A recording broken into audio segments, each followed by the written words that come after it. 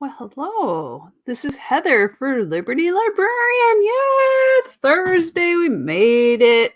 How y'all doing? It has been quite the week.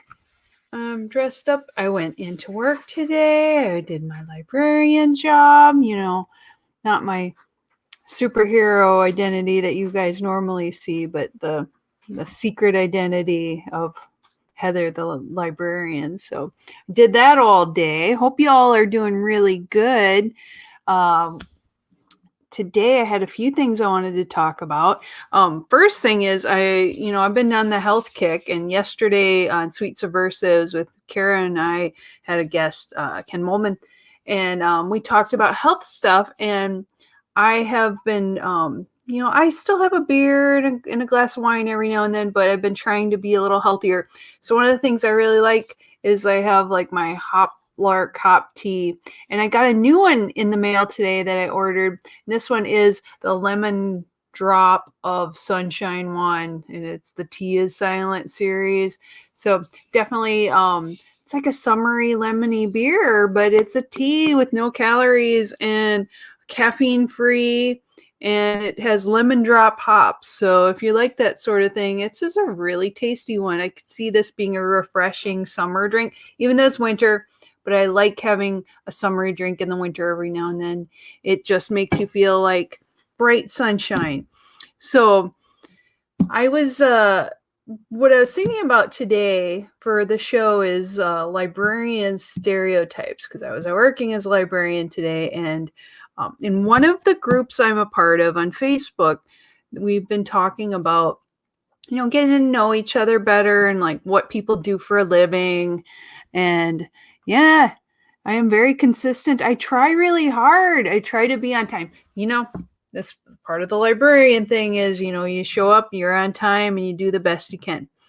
Um, One of the things that I noticed was that everybody talks about, what they do for a living. And it always seems like every time I say I'm a librarian, people always say, first of all, I love librarians, because librarians are the coolest people, right? We're all really nice people, and we try to be knowledgeable. Hey, TLO, nice to see you. Very good. I feel good today. I feel good. I'm wearing my hair up in a bun today in honor of our librarian stereotype. And one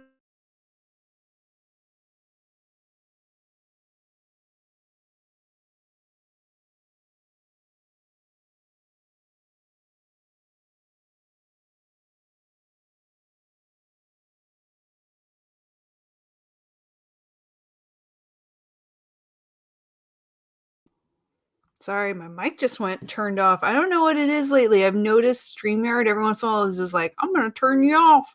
Burp. So hopefully you can still hear me. If you can't hear me, let me know, and let me know in the chat if you can't hear me. Can you hear? Um, I have noticed that it's cold in libraries. It's often kind of, clammy in some places, and you're often running around doing everything. Now, librarians are usually people who are kind of like, the Swiss Army knife of people. Like, we have to be knowledgeable. We have to be ready to, especially if we work in a public library, like get into something, like there's water that's spilling. You're covering up books. You're taking care of people. If somebody faints, you're a medic. Oh, good. Thank you. I always worry that, like the sound, when I have something like that happens, I'm tech support. I'm everything right here. So, but anyway, so you got to be ready for anything, and yet you have to look professional. So there's this balance of, I have nice suits, but sometimes you're crawling under desks, plugging in things, your tech support, your everything all at once. So we try to be fashionable, and honestly, I know so many librarians who take pride in how like put together they are and how good they look. And there's stereotypes that we're dowdy and that we don't dress up, and we're prissy and whatnot.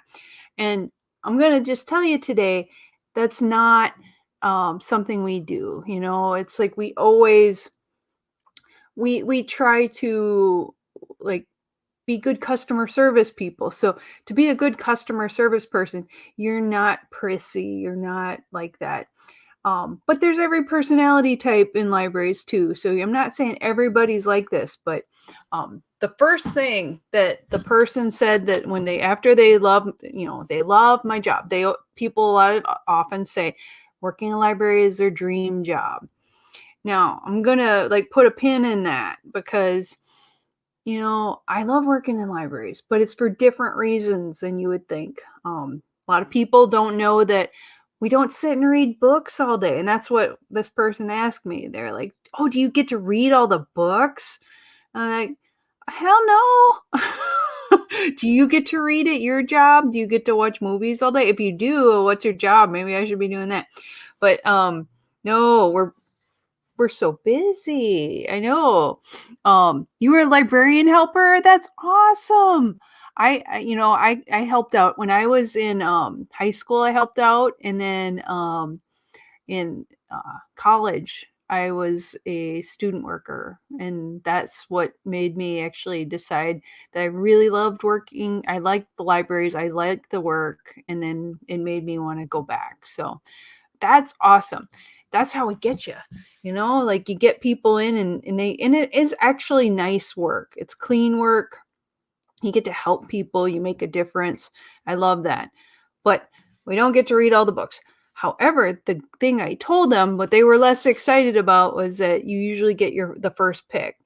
Like, as a librarian, collection development is the word for buying stuff, making sure it fits with the collection, and I can often get it first.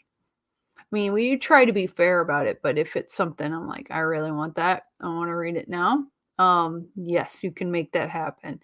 I try to, like, if it's something that we buy for a person that has told us they love this book series and they want it, they get it first.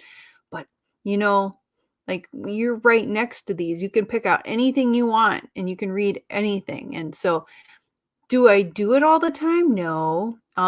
One thing I will say is I love our public library. It's You can totally lose yourself. And that is the thing, is the books are so wonderful. And that's what I love, is the enthusiasm of people who are readers. I love readers. I love to connect them to the books. I don't have as much time to read as I would like. I found that our public library in North Mankato, actually, I have an account there, and it is really great. They have a program that you can put on your phone called Hoopla. And what I like about that is they have great audiobook selection. And I work in academic libraries, which is a little different than a public library. Public libraries cater more to everybody, popular fiction, movies, that kind of thing. And academic, it's more books and materials that fit the programs at a college, right? So we get less of the fun stuff.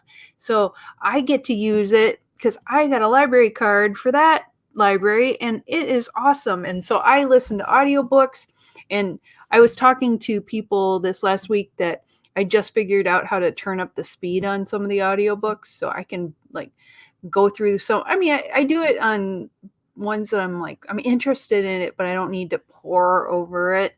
I'm a really slow reader. This is like a shock to people. Like, they think that as I work in libraries, I could just burn through it all. No. I'm like, I think about it and go, oh, what does that mean? I'll write notes and stuff.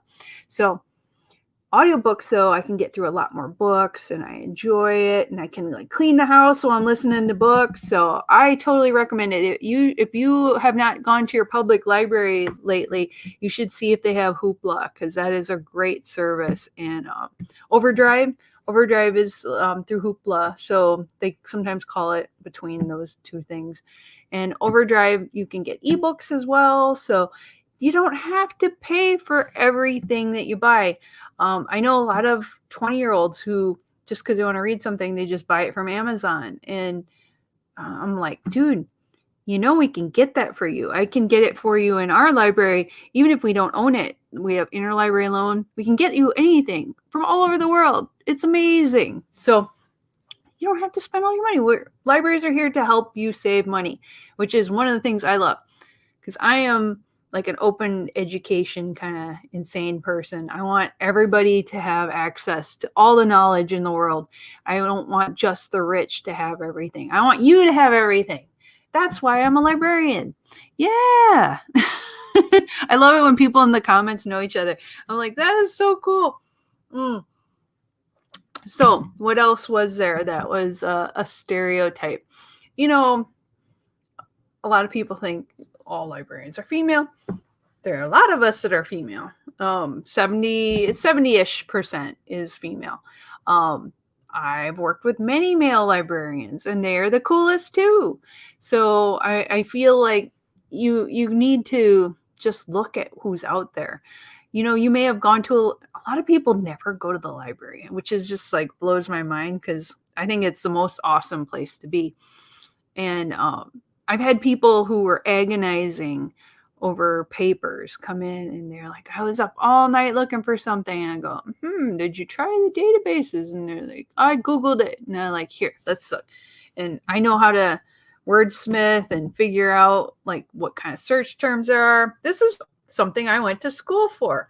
Another funny fact, people just think you can walk in off the street and like they'll just hire you as a librarian. You have to go to grad school and learn about library studies. People are like, what? You have to learn this stuff? That's why we're so good at it. And we love to help you. I know, it's just like, So, and I think sometimes the reason for that is because it's like considered a female profession, and it's a little devalued. Nurses are the same way, and you look at the amazing amount of work it takes to be in any medical program.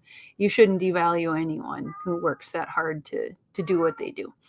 So that said, I was just so pleased when that student came in, and we sat down for, I swear it was like 5-10 minutes, and I found him the perfect thing. And he was like, he actually shook my hand, and I still remember it to this day. And he was like, that's why I should have come to the library first. And I'm like, yes, we've converted you.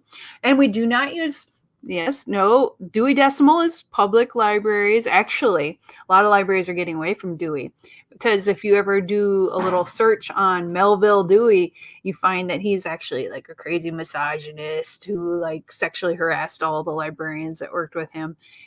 People are like, they're like, I don't want to have anything to do with even his name. And so a lot of like K through 12 schools are coming up with, I'm trying to remember what the name of the system is. It's not Dewey. It's more a subject-based system where, kind of like it's a stacked system, similar to Library of Congress. Library of Congress is what academic libraries use.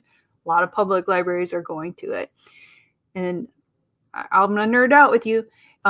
Dewey is great for small collections because it's, easy. The numbers are easy to remember, you by subject. Library of Congress is broader subject headings, and it's constantly being developed. It's for huge collections. However, once you understand Library of Congress, you can see how it's easy, and you don't have overlap in numbers. You don't accidentally have two numbers that are the same, and you have to keep adding on. Catalogers hate that. They want it to be perfect, and you don't have to think about it again and again. So, yes, who pioneered? It's like someone who pioneered something is a human. I know. That's the thing is, I am a big believer in not erasing history and just remembering it and talking about if something was bad. You're just like, this is why we need to remember this so we don't relive history again. But we live in a world now that people are so afraid of hearing anything bad that they would rather not speak of something or a person ever again because they screwed up something. They might have done one thing, and you are to never speak their name again. You're never to enjoy their work. Even if they're like a great author or a great, like a innovator of some sort, it's just, I don't understand it. And it's this whole mentality of like taking down statues because they represent something that people don't like, and they don't like feeling bad because they have to look at it. Erasing history does not make the history go away. And I'm worried that the more we do things like that, we're going to be doomed to relive things again and again, because, 50 years later, people are like, what? There's no racism ever existed. And they're like, then there's racism again. You're like, it's not going to go away because we just removed a statue of a racist guy. I think, like, you can move them, but I think you need to protect history so you can remember, because, every human being I've ever met has not been every human being I've ever met is susceptible to being, like, they can get hurt feelings. They can be swayed into thinking they're doing the right thing and overdoing it, and what is bad now might be something totally, what if it's something that's beloved now, and all of a sudden they're like, well, this is inhumane to cats or something. I don't know.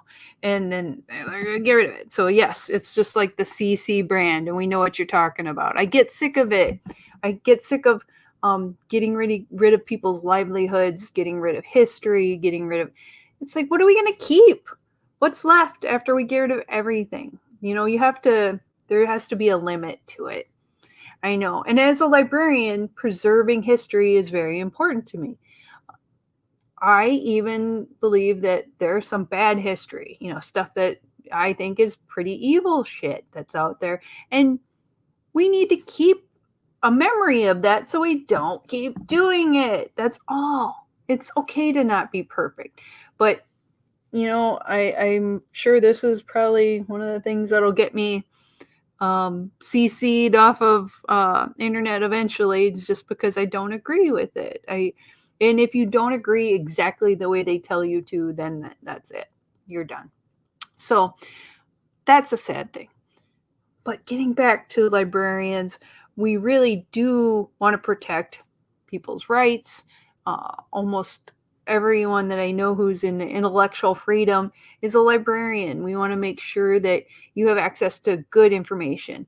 And I've had so many arguments with people about how that is, because there's this varying level of gray. What is good information? I want people to have access to both sides of an issue. And that means that sometimes having bad information is part of that. Other people are like, no, you should only allow people to see good information. But that could be censorship. So the stereotype is that, librarians will just hand you a book, you ask for it. But we agonize about what books to give you and to make sure that we're being fair. So you can't lump people into it. Yeah. Oh my God, I grew up loving Laura Ingalls Wilder, and and it's that cancel culture stuff. I if somebody asks me for Laura Ingalls Wilder books, I'm not going to talk them out of it. I'm not going to be like, well, now they say she's like racist up against Native Americans and this. I'm like, this is what they're saying. You should read this and decide for yourself. And if you have questions, come see me and I will give you more information about both sides of the issue and we'll talk about it. I'll hook you up with somebody who knows more than me. And I read those books and I went to the places and I love that. I love history and I love seeing live history. It's kind of amazing. So yes, you're preaching to the choir, but I just couldn't believe today that they thought I read every book in the library. I'm like, who's got time for that? I'll tell you, a normal day, you get there early, you open up the library, and on days where I work all day, there's meetings, like boring meetings. Lately it's all pretty much Zoom meetings now, but Zoom or, I did a Microsoft Teams meeting. Have you guys ever done that? That's different. And Google meetings. I'm on like all these different committees and hiring committees. And so lots of meetings. So it's not super fun playing with books all day. I work in a college library, so we don't get to play with toys and kids' books. Um, One of the things they're looking at is getting maybe a maker space for our campus. So might get to play with that stuff eventually in a couple of years, but not now. Um, Things that we get to also do, we have student workers, so we work with them, we train them, we have them work on projects. Um, we have students come in that need help finding materials. I go to classes, I teach students how to use materials in their mostly in composition classes, but I do go to ones like nursing and different programs that want specialized. And there's only two academic librarians in our college, so it's a lot of work. So there is no time for me to be sitting around reading a book. I wish. I love books. Man, it's awesome. Um, and I'm in some different book clubs. We have an academic book club on diversity right now, so I'm blazing through that. And then I do things on the side, like I do shows. So I don't have a lot of free time, but when I do, I try to get a little bit of reading.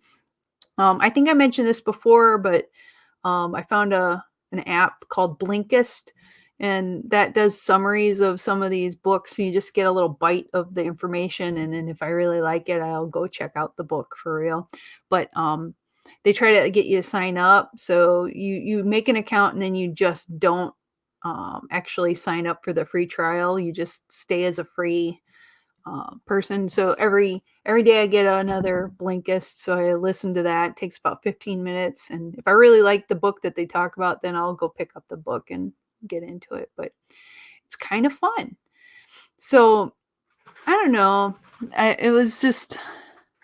Well, let's see who's. I see in the comments ahead of his time. Very cool. So I just think that there's a lot of misconceptions about what librarians are. So I made a couple slides. I'm going to show you some images of what people think. So I just thought this was hilarious when I was thinking about it today. Let's see. I'll do this quick. And that. Okay. Oops, I'm on the wrong slide. Go to number 1. So librarian stereotype, the shushing, right? Shh. And everybody's got glasses. I have some cheater glasses now, so I guess I could do that. Wear the bun. You got to wear, like, obviously some sort of bow tie thing. I don't know why they think that women need to wear ties like men, but when they do, they have to be floofy and floppy. But you have to have, like, your collar all the way bound up, and you got to be uptight. Stereotypes, we got them. We wear cardigans because it's cold in the library, and you can take them off if you get hot because you're running around, or if somebody spills on you, throws up on you. Things happen. You can get us off and get on. Almost every librarian I know has at least a cardigan in their office for emergency coldness. But there's movie librarians, right? The Mummy, Rachel Weisz. She's one of my favorites. She's cute and smart and capable, and it was actually a really interesting character. A little ditzy, but she actually knew her stuff, and she was an expert. So I appreciated that, and cute at the same time. Of course, she had to have her hair in a bun, and of course, she had to wear glasses. But as the movie went on, she got less and less like her stereotype, which is more and more like what actual librarians are. And then, of course, you have your sexy librarian stereotype. And they always got to have the sexy sweater girl with the glasses, and she's got tattoos. So I often, and it grosses me out, but you get guys that send you like, oh, librarians are always my fantasy girl. I'm like, nobody really wants to hear that when they're working. It's like, telling the Jimmy John's guy who's delivering a sandwich, you're like, oh, Jimmy John's guy has always been my fantasy. And he's like, oh, okay, thanks, lady. Or the superhero librarian, Barbara Gordon is Batgirl. Her job in the comics and the show, she was a librarian. So, we actually all are superheroes. That's not actually a stereotype. It's true.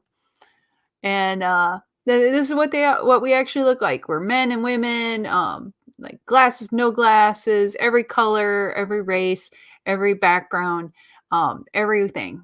So whatever you think we are everything and more. So just don't have preconceived notions. And what do we actually do? I thought this was amazing. We teach, we do collection development, buy stuff, we collaborate with other libraries to make things better for you. We try to get you to read and get exciting stuff. We bring authors in, we support local authors, open educational resources. We want you to learn and we want you to get everything for free. And on top of that, almost all of us have to do facility management, like managing people, managing the room, making sure, like I've had to order shelves and work with vendors. It's a lot of work, and cataloging on top of it. I mean, there databases, you name it. It's just there's so much more to us than when people say, "Do you just sit and read the books all day, Heather?" Oh, the Ghostbusters. Yes, I almost put a picture of her up. I actually looked at that earlier and I love that. That's what I'm gonna be like, the one that's like turns into like shh. That's probably gonna be me when I die. I'll be like hanging around in the library scaring the shit out of people. I ain't afraid of no ghosts because I'll be the ghost. It'll be awesome. You remember there was a Nicolas Cage movie with Meg Ryan where he's an angel, and the favorite place of the angels was to sit in the libraries because they could listen to the people's thoughts and they would listen to them while they're reading books, and they were all so happy about it. I just thought libraries are totally the places to be, which I will say. It's not like a Halloween episode or anything, but every library I've been into has had ghosts. So, you know, and I don't blame them. I mean, I love libraries. Why not? Why not hang out there? You get to be around knowledge and around people. It's actually a pretty cool place to be. Although, when you're opening up a library at 7 in the morning and you see something like floating and hovering by, it freaks you out a little bit. I'm just saying, don't freak out the people who work there. Just be cool, okay? No, I'll be good. So, love City of Angels. That's right. That's right. I love it. I love it. So, I mean, I figure I'm probably going to be a librarian for eternity. So, why not? I'll just be hanging out there. And then you'll learn. Like, if nothing else, I'd be reading over people's shoulders going, oh, that's interesting. So, that's what's going on in the world. How cool is that? I hope there's always books. Because, like they always say in like movies like Idiocracy and stuff that people are getting dumber and dumber. But I don't think that's totally true. I think, people say, oh, kids today don't read. I have so many students come in and they want to read. They're in their 20s. They love reading books because it takes them away from the everyday stress. You go to fantasy world, you learn about new things. It's actually pretty cool.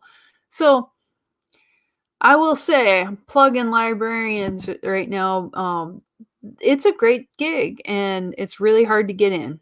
It is. If you have experience, like you volunteered and you worked, it's always good to get more experience. And I often have people go, I want to work in libraries. It's my dream job. Think about why you want to. Do you like office work? It's a lot more office work than you think it would be. But I like working in academic libraries because I get to keep learning and it's exciting for me. Oh, the science section where Ross had his book. Oh my God, I gotta watch Friends again. It's been so long. Oh man, I used to watch that show. It's forever though. I haven't actually seen it. I think since it was on the air live. It's many years now. I had one of my best friends from high school, and she was in college in Iowa. We would go watch Friends parties and talk about Friends. So that was one of our bonding things that kept us together for a long time. So really cool. I love that. So that's like being a librarian in a nutshell. It's dealing with people and the public. I love that part. I know a lot of cataloging librarians would just love to be left alone. A lot of introverts go towards that side of librarianship. I'm more of an extrovert. I like talking to people. So COVID's been hell. we're working at home all the time, and nobody hardly asks questions like they used to. People just stop by because they go, "Oh, I'm here anyway," bleh. And then they ask questions, and you get to have fun answering problems, and it's kind of cool. Oh, the science section where Ross had his book. People end up making out there. Let me tell you, don't know why, but there's something about libraries that people want to make out in libraries. And so we know, the people who work there know, like, we often like know what time of the day these things happen, and we're pretty good about like stopping it. However, my last library job was a huge university library, and the lady that I supervised, she told me one night, she was walking through because they had to check each floor because there was like huge building and people could go off into corners. And while she was walking through, she found two people in the act, and she was an older lady, so instead of being like cool and saying, "Hey, stop that," she started screaming. So and that made them run, I think, with their pants down running. So it does happen. A lot of times people think that study rooms are private. Let me tell you, a lot of the big universities, they have cameras everywhere. So if you think you're getting away with something, and maybe some people, that's a thing. They're like, "Oh, that's cool. I want to do that." But yeah, don't. I mean, in the old days before everybody had video cameras, it might have been okay, but I'm not saying okay, but you probably wouldn't have got caught. But nowadays, there's cameras everywhere. We have cameras in our library, and I don't even know where they all are. All I know is when there's things have gone down, they know. So Big Brother is everywhere, dude. You don't even want to like do that. Set up your own library at home, like a pretend one, and then do your fantasy stuff there, because none of us who are working want to see you doing that. Like, oh, it's the worst. I mean, there are some people I caught like making out on top of a table in a study room, and there's like big glass windows you can see, and I'm just like, "Hey, stop it! I don't get to be having nookie. Nobody is having nookie right now. So yeah, go away." So that, and it's always funny. It's like they're surprised. Like, like, think it's gonna happen. I think people who just get dumb and horny. So we're human, we understand, but please don't. It's like if somebody went into your work and started making out on a desk, and they weren't supposed to be there, you'd be like, "Cut it out, dude. Go home." I think that's so funny. Oh God. Mm. The things that we have seen is blows your mind as a librarian. I mean, like, sometimes it's just little stuff, like people put like stupid stuff in bookmarks. They put naked pictures of themselves in a bookmark, and then they forget, like, like those old what are those photos, those Polaroids, that you take a picture, they'd stick those, like a naked picture of themselves in there, and then like they forget when they return the book. And so you're going through taking everything out because it damages the books. Oh my God. Yeah, I bet you've seen everything. If you're security at a nightclub for over 20 years, everything. It's like burning my brain. You work in anything with the public, you're going to see some gross shit. It is just blows your mind. Yeah, get the hose, get the fire hose. But you could damage the books. I can't. I know. I thought about it. It would be actually pretty funny. But yeah, I've seen so many stuff. People put bacon as a bookmark. I'm like, what a waste of bacon. And also it wrecks the book with the grease, slices of cheese in the plastic wrapper. I'm like, what the hell? You just had that handy. Like, this is the only thing I have that I can use as a bookmark. Just, like, I would almost rather people bend the corner. Please don't do that though. But I'd rather that than a piece of bacon in a book, because you're pretty much, your book is ruined. Oh, so yeah, I mean, oh, they have in the call room. Oh God, people just like, why? I don't know. It's like, what about that moment makes people all frisky? I don't get it. Gross. Yes, in the restaurant, the restroom, and the airplane, and the airplane bathroom, which is like tiny and gross. And I'm like, oh, people, like no matter how much you want to, like the places that they find as an opportunistic place, it's just gross. Don't do it. Don't do it. For our sakes, for the librarians. And it's everywhere. I mean, like like you talk to people and they're like, "What's the craziest place you've ever done it in?" Like I'd say it's always something like a public place, and so it's surprising. Like, yeah, it's a risk thing. I think you're right. I think they think it's risky, except people are the worst, dumbest criminals. They don't know how to be sneaky. They don't know how to not get caught.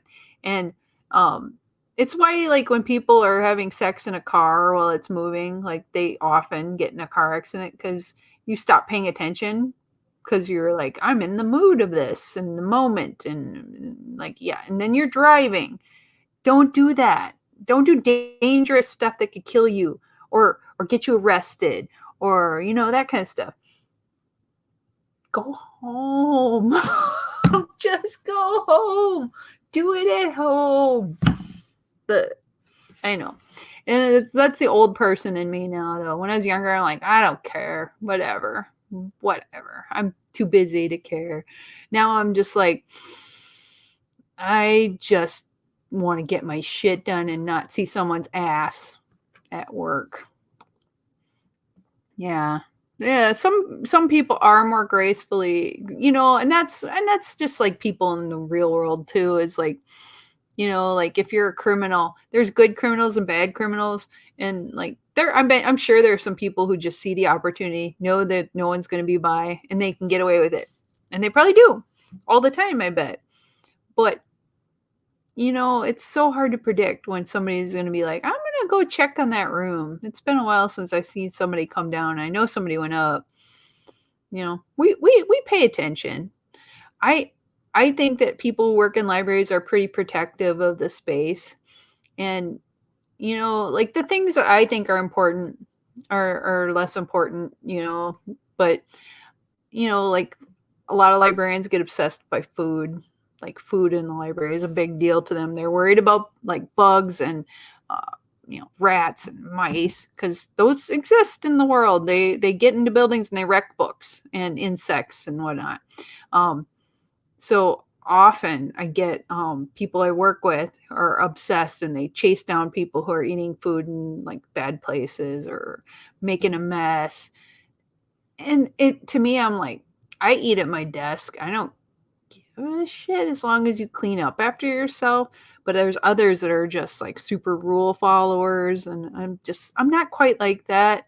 I'm also a talker, so I know a lot of people like perfect quiet in libraries, and I am not a perfect quiet person, so I'm a little different. I've been shushed by students, so I'm like, oh, sorry, I'm too noisy, and so I don't care if people are a little louder, as long as they're not really disturbing people they're sitting by, I'm on TV. Yeah, that's the worst is that, like, if it is recorded by security, like, do you really want it to be shown on television? I always just say, like, you never know. People are often like, when they see something happen, they just start recording. Do you want that?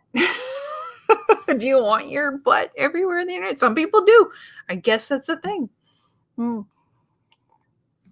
So anyway, if you have thoughts about librarian stereotypes, let me know. I just wanted to talk about it today because after what that lady asked me, I've been thinking about it all day too. And it's fine, I feel like there's some mystery to what we do, and people love us, and for whatever reason, they think it's like something very special. And I think it's special for different reasons. But I do think that librarians are some of the best people I know. So like them for that. Don't bug them with your butt in the library. That's that. Yes, everyone's watching. Big Brother's watching. They're listening at least. Thank you. I won't do it again for a while though, because I probably won't have somebody ask me dumb questions about it for forever. And it's not a dumb question, it's an honest question. So, did you guys hear about the GameStop thing in the news? My husband wrote to me about it today, and we were kind of laughing about how, GameStop is where they sell video games and like you can get used machines and stuff. My husband and I are big gamers, so we had talked a little bit about that today and this week that GameStop has been in decline. Their stock has gotten really low valued. People aren't really going out and buying video games in person. They're just downloading them off the internet and doing digital versions, and that's fine. But it's really hurting this brick and mortar storefront of GameStop, which is around the country. I don't know if it's, I think it might be international. And so these people on Wall Street, big businesses were trying to do what's called a short sale and to short sell these stocks so that way they could pretty much drive them into bankruptcy and make like tons of money off it. But the thing is, there are a lot of geeks who love GameStop and they hate the bullshit crap that goes on in Wall Street where they make money at the expense of these companies. And so what they did is all these guys on Reddit, they kind of speculate together on the internet and they sell stocks through I think it's a site called Robinhood, and there's a couple other ones where it's real short sale stuff. It's real small amounts, so anybody can do it. And like many people on Reddit started buying in on it, and it screwed over these huge companies that were trying to make all this money by bankrupting GameStop. But it was quite funny. And so it's just like what The Big Short was. Did you ever see that movie about the 2008 financial crisis? So these hedge fund investors on Wall Street, they're like trying to get trillions of dollars and screw over like GameStop. But their cheerleaders on Reddit did like an Occupy Wall Street kind of thing. And they basically bankrupted some of the hedge funds that heavily shorted the stock.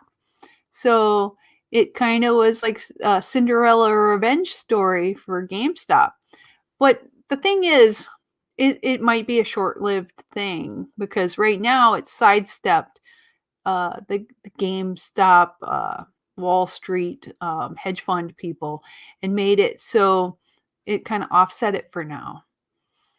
But it offset it enough that it made people so afraid in Wall Street that they forced Robinhood and a few other ones to stop trading GameStop because they worried that the price started going so far up. It went from like $50 a share to like $300, and it is kind of illegal, but it's not illegal to sell. It's not illegal to talk to people on Reddit about planning on buying a stock. That's not illegal. Some of the stuff, the backroom stuff that the big short stock, the big companies that were doing it to try to bankrupt GameStop and make millions and billions off of it, it's questionable what they do and how they get to that point. They're not supposed to talk to each other about it. They're not supposed to collude and plan. But we kind of think that that's what's happening because they get their information. But on Reddit, they had said they're going to do that.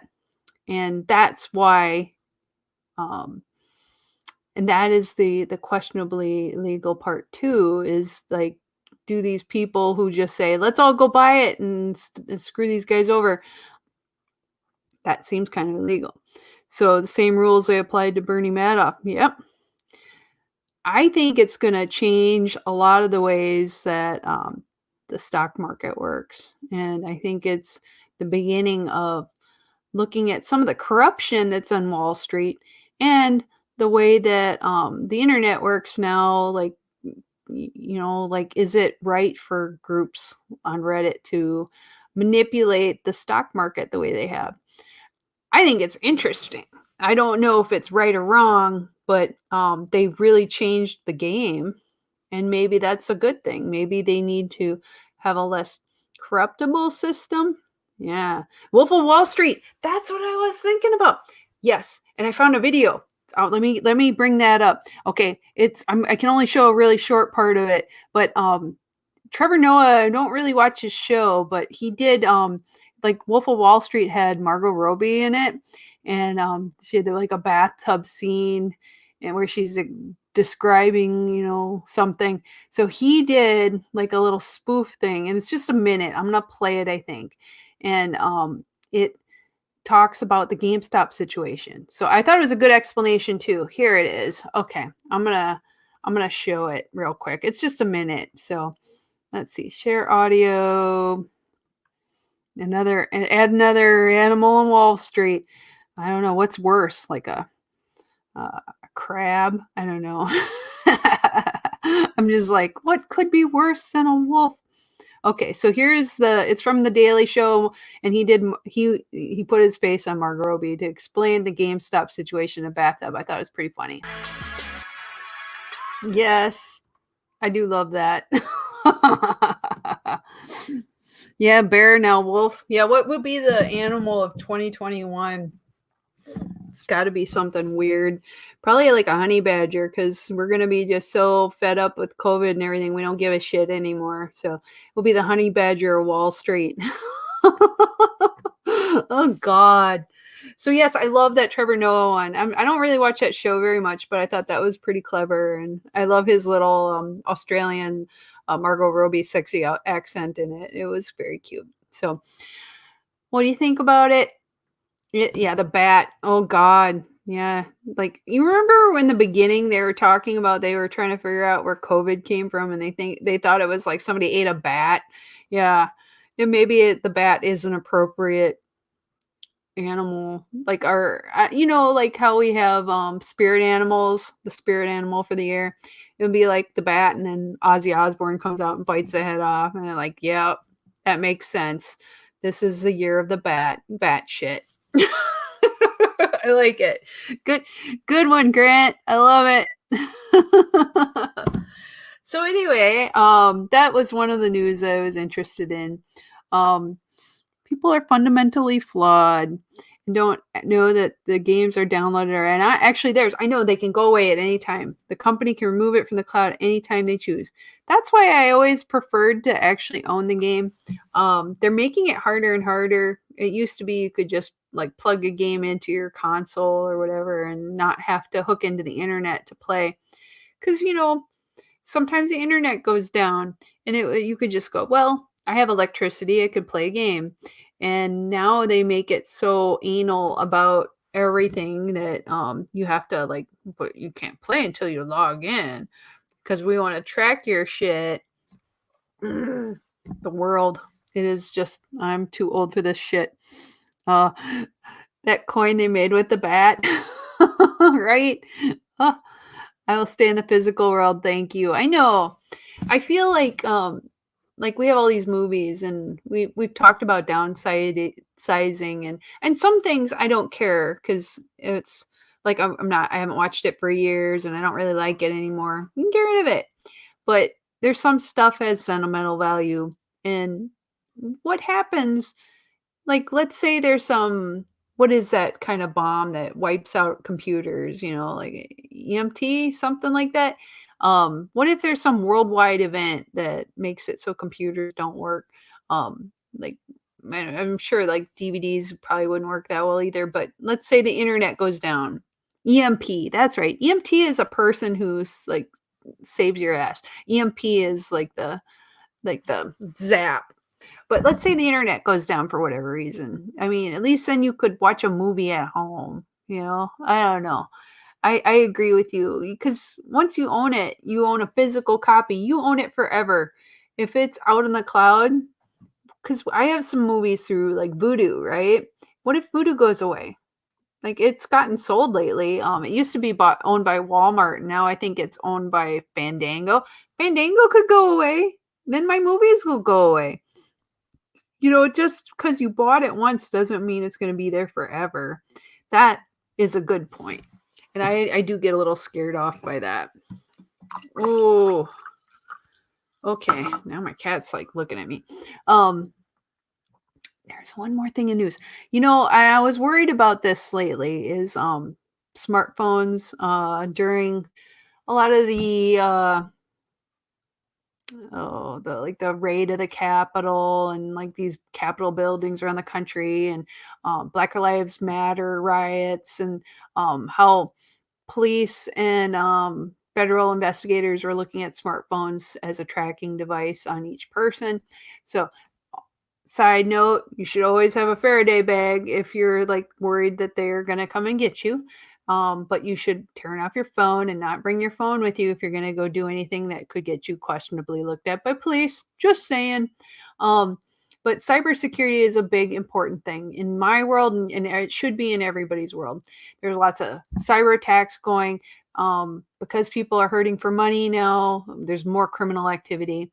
And there was a high-profile attack on what's called SolarWinds, and they had 300,000 people, clients of the company, and these are blue chip companies with highly sensitive government agencies, including like FireEye and Microsoft, that were compromised. So this is a year where people are very much looking at how to protect their data and their information.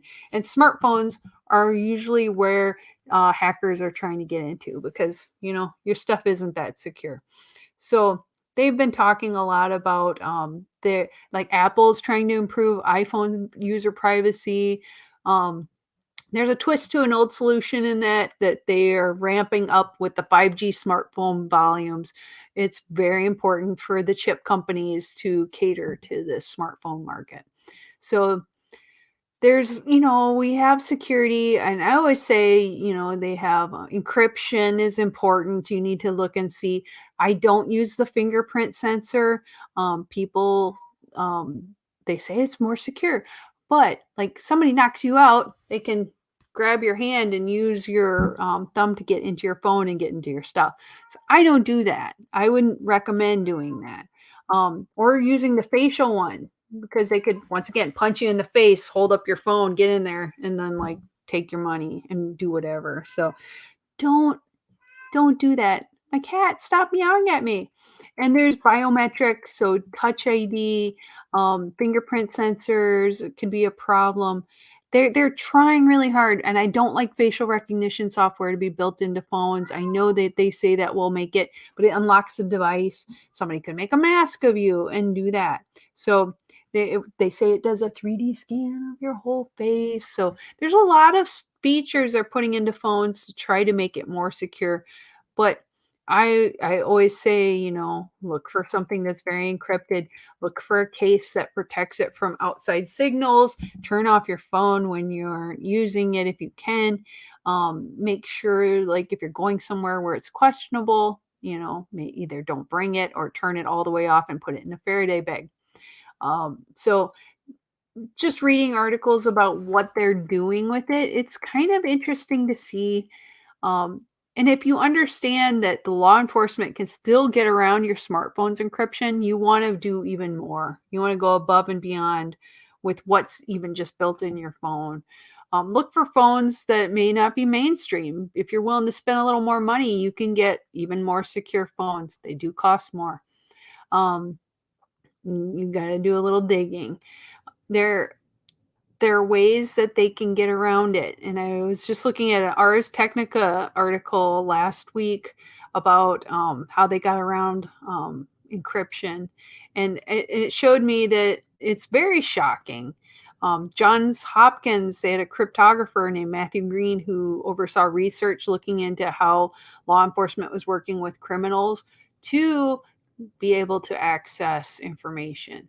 So before you delete all your data and throw your phone out your window, just realize that understand privacy, that the security violations that people are in these organizations like John Hopkins are hopefully using the information to dissuade law enforcement from invading privacy. Doesn't mean it's happening though. So I always say, like, you can use a lot of these tools for locking down your phone, making it more difficult to get into, but um, maybe using your phone as like a very secure device isn't always the smartest thing to do. And if you're going to do anything that's questionable or even slightly illegal, use a burner phone. Use something that's harder to track. Just saying, smartphones are what they're using to track us, to find out what we're up to. And they have, like, especially investigation, like FBI, CIA, they already have deals with like social media like Facebook and whatnot, Twitter, to investigate people through those sites. So they know what you're up to. So either you're okay with it or you start feeling like I do. They know how I feel about them too. And oh my gosh, I know. I'm sorry. I just saw this. My kitty sounds cute. He's mad. I'm just going to like share this with you because I give him half of his food right away. We give him wet food for dinner, and then I wait about an hour and a half, because if he eats all of it, he throws it all up because he is just a binger. And so I wait about after the show, I'm going to give him the rest, and then he'll eat it and he'll be fine. But he is so mad because I'm not fed him right away. So he will be eating right after that. Do not worry. He just is a pig. And his sister eats like half the amount of food he does, and she's kind of chunkier, and yet he can eat like a machine. He's got the metabolism. I wish I had that problem in my life. So that's about all the news, and it's almost out of time, and it is a good night, and I'm so glad that you got to listen to me ramble on about librarians and saving the world and all that stuff. But I love getting to talk to y'all. I hope you have like the best week ever. And I will see you next Thursday for Liberty Librarian. Take care.